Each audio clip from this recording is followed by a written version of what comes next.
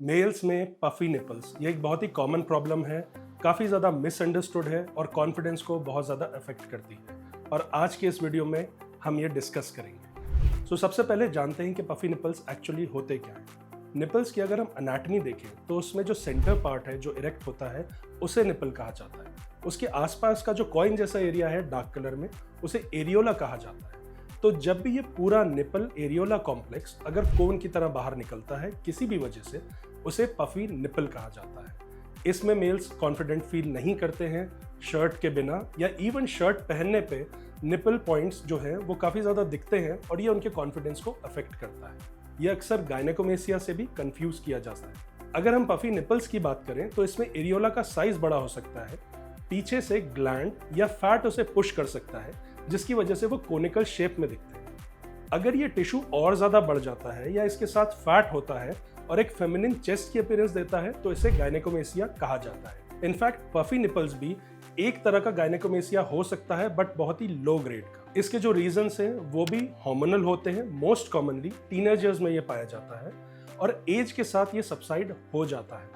इसके साथ साथ अगर ओबेसिटी है या कोई और हार्मोनल इश्यूज हैं या एनाबॉलिक सब्सटेंस इनटेक है तो ऐसे केसेस में भी पफी निपल हो सकता है। हमें ध्यान रखना चाहिए कि हम इसे डिफरेंशिएट करें लार्ज निपल से। जिन मेल्स में निपल का साइज अकेला ही बड़ा होता है वो पफी निपल नहीं होते हैं। ऐसे केसेस में ट्रीटमेंट मोडालिटीज अलग होती हैं। अगर हम बात करें इसके ट्रीटमेंट ऑप्शंस की, ज़्यादातर मेल्स कोशिश करते हैं कि वो जिम में एक्सरसाइज करके, फैट लॉस करके या रैपिडली वेट लॉस करके वो पफी निपल्स को हटा सकते हैं। तो देखिए पार्शियली ट्रू है।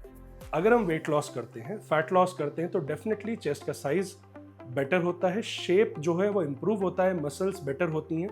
लेकिन उसके पीछे अगर ग्लैंड होती है तो वो फैट लॉस या वेट लॉस से नहीं जाती है।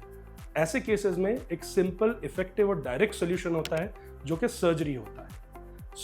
पफी निपल्स में गायनेकोमेसिया की तरह पूरी सर्जरी फैट हटाने के लिए ज़रूरी नहीं होती है।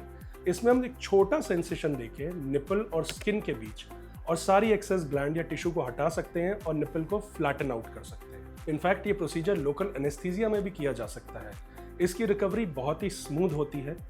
1 से 2 हफ्ते की स्वेलिंग रहती है। कुछ लोगों में थोड़ी बहुत ब्रूजिंग हो सकती है जो कि 10 से 14 दिन में अपने आप ही सबसाइड हो जाती है। इसमें यूजुअली स्टिचेस एब्जॉर्बेबल होते हैं, सो उन्हें निकालने का भी डर नहीं रहता है। कुछ बेसिक प्रिकॉशंस होते हैं जिन्हें ध्यान रखना होता है, स्पेशली ये बॉडी बिल्डर्स और एथलीट्स के लिए है कि आप आगे कोई भी एनाबॉलिक सप्लीमेंट्स ना लें। अगर आप स्मोकिंग करते हैं तो स्मोकिंग बिल्कुल ना करें। इसके साथ साथ अगर आप कोई ऐसे सप्लीमेंट्स ले रहे हैं जो कि ब्लड थिनिंग का काम कर रहा है या ऐसे कोई मेडिकेशंस ले रहे हैं, ये ब्लीडिंग का रिस्क बढ़ाते हैं और आगे चल के इन्फेक्शन या पुअर स्कारिंग भी करवा सकते हैं। पफी निपल्स पर से एक स्टिग्मा है लेकिन ये मैनेजेबल है। इसके लिए ज़रूरी है एक प्रॉपर कंसल्ट एंड इसकी रिकवरी काफ़ी स्मूथ है। आई होप ये वीडियो आपको इन्फॉर्मेटिव लगा होगा। आपके कोई भी डाउट्स हैं अगर पफी निपल से रिलेटेड या गायनेकोमेसिया से रिलेटेड तो कमेंट बॉक्स में पफी निपल्स मेंशन करें और हम आपको और इन्फॉर्मेशन प्रोवाइड करें। इस वीडियो को लाइक करें, शेयर करें अपने फ्रेंड्स एंड फैमिली के साथ। हमारे चैनल SB एस्थेटिक्स को ज़रूर सब्सक्राइब करें एंड नोटिफिकेशन बेल आइकन को क्लिक करें ताकि आगे आने वाले कोई भी वीडियोस मिस ना हो। Thank you for watching.